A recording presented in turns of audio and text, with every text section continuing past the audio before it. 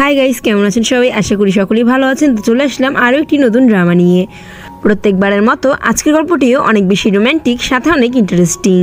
আশা করছি প্রত্যেকবারের মতো এই গল্পটিও আপনাদের অনেক বেশি ভালো লাগবে। তো চলুন বন্ধুরা, বেশি দেরি না করে আজকের গল্পটি শুরু করা যাক। গল্প শুরু হয় আমাদের মেল লিড মিস্টার ফুকে দেখিয়ে, যে কিনা অনেক বেশি রেগেছিল। তো আমাদের মেল লিড মিস্টার ফুয়ের যে রাগটা, সেটা কিন্তু সাধারণ রাগ ছিল না, মূলত এটা একটা বিশেষ রোগ ছিল। তো সে রাগ কমানোর জন্য একটা বারে যায়, তবে সেখানে রাগ তো কমেই না, বরং সে সেখানে সমস্ত লোকদেরকে ইচ্ছামতো মারে।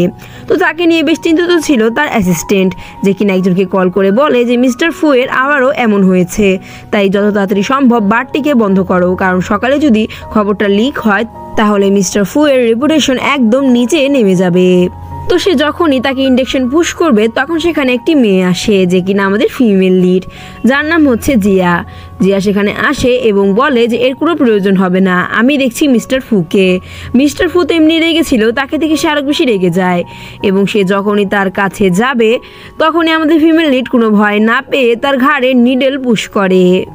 মিস্টার ফু তো এটা দেখে অবাক ছিল যে প্রথমবার তাকে দেখে কোনো মেয়ে ভয় পায়নি। তো আমাদের যে ফিমেল লিড, তাকে দেখে কিন্তু তার অ্যাসিস্ট্যান্ট সন্দেহ করে এবং তাকে বলে, তুমি কি এই ইন্ডেকশনই পুশ করেছিলে নাকি অন্য ইন্ডেকশন পুশ করেছো?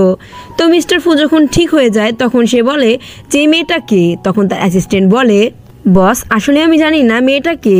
তো মিস্টার ফু রেগে গিয়ে তার কাছে যায় এবং তাকে বলে, এই মেয়ে তুমি কে, আর আমি যে অসুস্থ এ কথা তুমি কি করে জানলে? তো আমাদের ফিমেল লিড তখন তাকে বলে যে আমি তোমার সাহায্য করতে পারি যদি তুমি আমার শর্তে রাজি হও, চলো আমরা দুইজন মিলে একটা ডিল করি। মিস্টার ফু তখন হাসতে থাকে এবং তাকে বলতে থাকে যে তুমি ডিল করার কে, আর আমি যে অসুস্থ এই কথা যদি তুমি কাউকে বলো তাহলে আমি তোমাকে মেরে ফেলবো। আমি চাইলে তোমাকে আজকেই মারতে পারতাম, কিন্তু তুমি আমার জীবন বাঁচিয়েছো, এই জন্য আমি তোমাকে কিছুই বললাম না। তুমি জাস্ট এটা বলো যে তোমার কত টাকা প্রয়োজন। তো আমাদের যে ফিমেল লিড জিয়া তার পা ধরে এবং তাকে বলে, প্লিজ তুমি আমার কথা মানো, আমি চাই তুমি আমাকে বিয়ে করে ফেলো। এরপরে সে তার হাত ধরে। তো মিস্টার ফু তখন তার গলা চেপে ধরে এবং বলে, তুমি কি জানো তুমি কি বলছো? জিয়া তখন তাকে বলে, প্লিজ আমাকে বিয়ে করো। আমি জানি আজকে রাতে তোমাকে ড্রিঙ্কস যে পাঠিয়েছে সে ছিল আমার আঙ্কেল, আর সে ইচ্ছাকৃতভাবেই তোমার সেই ড্রিঙ্কসে ড্রাগ মিশিয়ে দিয়েছিল। আসলে আমার আঙ্কেল চায় তোমার বিছানায় এনে দিতে, তাই প্লিজ তুমি আমাকে বিয়ে করে ফেলো। আমি তোমার অনেক সাহায্য করব, আমি কারোর ক্ষতি চাই না। মিস্টার ফু বলে, আমাকে পাগল পেয়েছো নাকি? আমি তোমাদের ফ্যামিলি ম্যাটারে কেন যাব? তো জিয়া তখন বলে যে কেন যাবে না তুমি? কারণ আমার আঙ্কেল তো জানে না যে তুমি এরকমভাবে সিক। আমার আঙ্কেল যদি জানে তাহলে তোমার সে অনেক বড় ক্ষতি করবে। আমার আঙ্কেল তো জানেন না যে তোমার এই বিশেষ রোগ রয়েছে, তাই সে আমাকে ড্রাগস দিয়েছিল তোমার এখানে মিশিয়ে দিতে, আর যার জন্য সে আমাকে তোমার বিছানায় আনতে চায়, যাতে সেন ফ্যামিলি আর তোমার ফ্যামিলির মধ্যে একটা ঘনিষ্ঠ রিলেশন গড়ে ওঠে। অতীতে আমরা দেখতে পারি যে জিয়ার আঙ্কেল জিয়াকে বলছিল, আমি তোমাকে পাঠিয়েছিলাম মিস্টার ফুকে অ্যাপ্রোচ করতে, যাতে আমাদের সাথে সেন ফ্যামিলির ভালো সম্পর্ক গড়ে ওঠে, আর তোমার সেই কাজ হয়ে গেছে, তাই এখন তোমাকে আমি মেরে ফেলবো। তারপর সে তার উপর কেরোসিন ঢেলে দেয়। তো পাশেই ছিল তার কাজিন। তো তার কাজিনও এখানে তার আঙ্কেলের পক্ষে হয়ে যায় এবং বলতে থাকে, বাবা ভালো করছো, ওকে আজকে একবারে মেরেই ফেলো। তারপরে সে সেখানে আগুন ধরিয়ে দেয়। তখন সেখানে মিস্টার ফু আসে এবং আমাদের ফিমেল লিডকে বাঁচানোর চেষ্টা করতে থাকে। অ্যান্ড সেই টাইমে আমাদের মিস্টার ফুয়ের রাগ উঠে যায় এবং রাগের জন্য সে সেখানে থাকা সমস্ত লোকেদেরকে মেরে ফেলে, মানে জিয়ার আঙ্কেল এবং জিয়ার কাজিন। তারপরে সে জিয়াকে বাঁচানোর চেষ্টা করে, তবে জিয়া তখন তাকে সেখান থেকে ধাক্কা মেরে ফেলে দেয়, কারণ সে চায় না যে তার জন্য তার প্রিয়তমা মারা যাক, তাই সে তাকে সেখান থেকে সরিয়ে দেয়।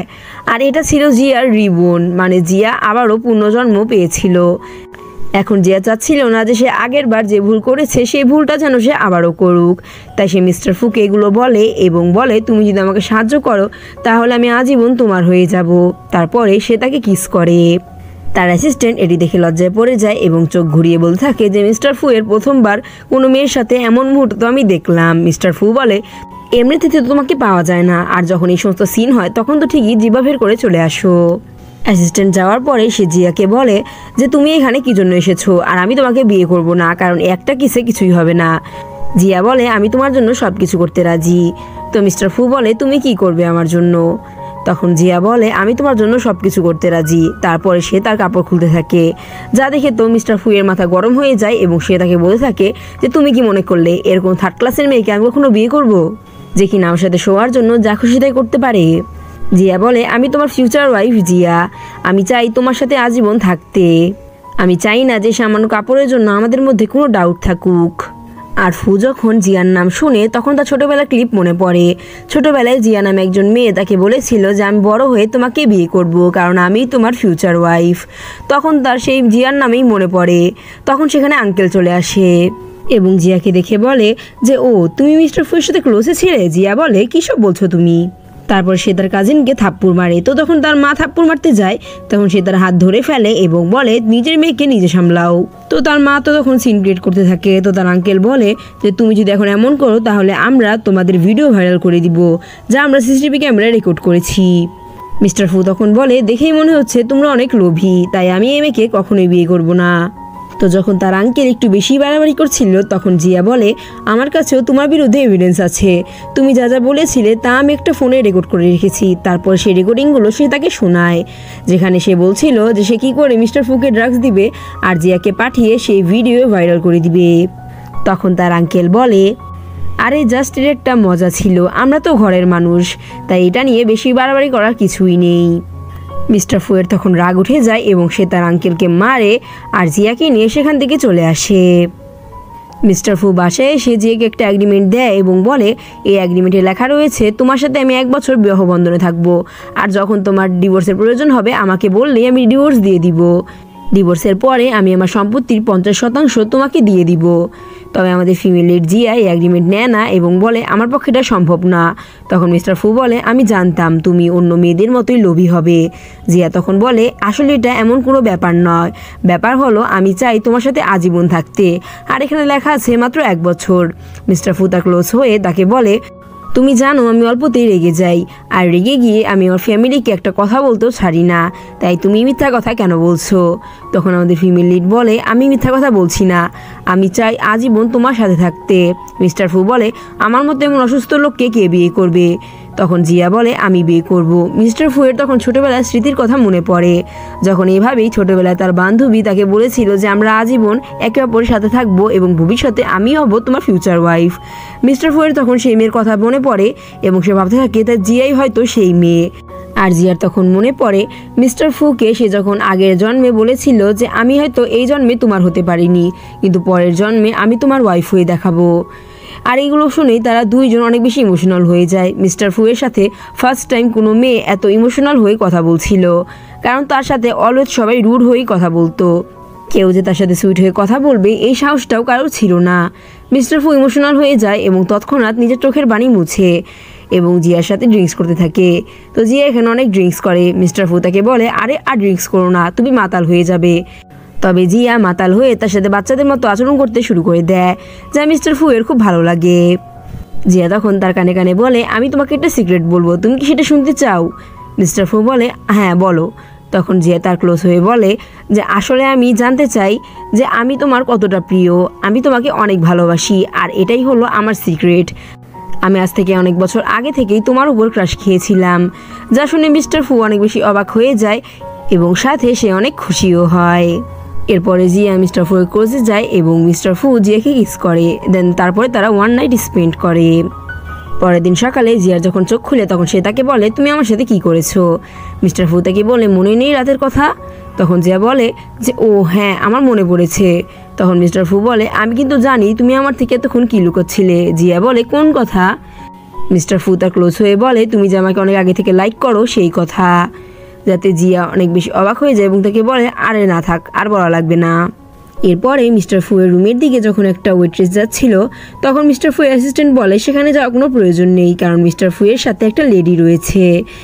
এটি শুনে সেই ওয়েট্রেস তখন মিস্টার ফুয়ের মায়ের কাছে কল করে। এরপরে আমরা জিয়াকে দেখতে পাই, যাকে কিনা মিস্টার ফু মেসেজ করছিল, আর জিয়া সেখানে শরম পাচ্ছিল। ওয়েট্রেস জিয়াকে বলে, মিস্টার ফুয়ের মা তোমাকে ডাকছে। আসলেই হচ্ছে মিস্টার ফুয়ের সৎ মা। মিস্টার ফুয়ের সৎ মা যখন তাকে দেখে তখন সে তার সাথে কিউয়ের পরিচয় করায়। এরপরে কিউ এবং মিস্টার ফুয়ের সৎ মা জিয়াকে নিয়ে উল্টাপাল্টা কথা বলতে শুরু করে দেয়, যেমন জিয়া কখনো মিস্টার ফুকে বিয়েই করতে পারবে না, কারণ তার স্ট্যাটাস তার মতো নয়। জিয়া তখন বলে, তাহলে তো তোমার স্ট্যাটাসও তার মতো হওয়ার কথা নয়। এরপর সে যখন তাকে চা ঢালছিল তখন সে তার মুখে সে চাটা ছুঁড়ে মারে। তো যেটা দেখে তারা দুইজন অনেক বেশি রেগে যায়। মিস্টার ফু আসলে তারা দুইজন জিয়ার নামে মিস্টার ফু এর কান ভারী করতে শুরু করে দেয়। তবে কোনো কিছুরই প্রভাব পড়ে না মিস্টার ফু এর উপর। মিস্টার ফু উল্টো জিয়ার পক্ষেই যায় এবং বলে যে তুমি আমার সৎ মা এবং সৎ মায়ের মতো আচরণ করো। আর কিউ তুমি এটা ভুলে যেও না আমি এখন ম্যারিড আর আমি তোমাকে কখনোই বিয়ে করতে পারবো না। কিউ তখন বলে আমি আপনাকে অনেক আগে থেকে লাইক করি, আপনি প্লিজ আমার সাথে এমনটা করবেন না। তবে মিস্টার ফু আর কার কথা শুনে? মিস্টার ফু বলে আমি আর একটা কথাও শুনতে চাই না, আমি শুধুমাত্র আমার ওয়াইফকেই ভালোবাসি। তারপরে তারা দুজন চলে যাওয়ার পরে মিস্টার ফু জিয়াকে বলে আমি তোমাকে অনেক ভালোবাসি আর এখন থেকে কিছু হলে আমি সবসময় তোমার পক্ষে হয়ে থাকবো।